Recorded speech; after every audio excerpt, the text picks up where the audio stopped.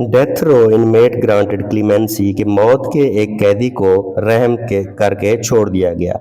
रो का क्या मतलब होता है? रो का मतलब होता है डिस्प्यूट या क्वारल,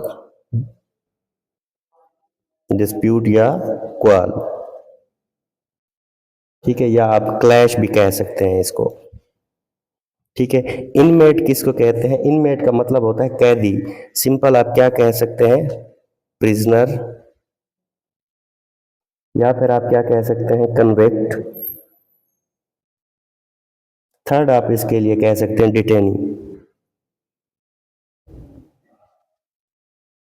क्लीमेंसी किसको कहते हैं? क्लीमेंसी कहते हैं रहम को, ठीक है।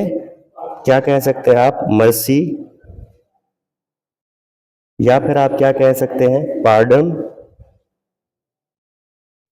या थर्ड आप इसके लिए इस्तेमाल कर सकते हैं रिप्रीव।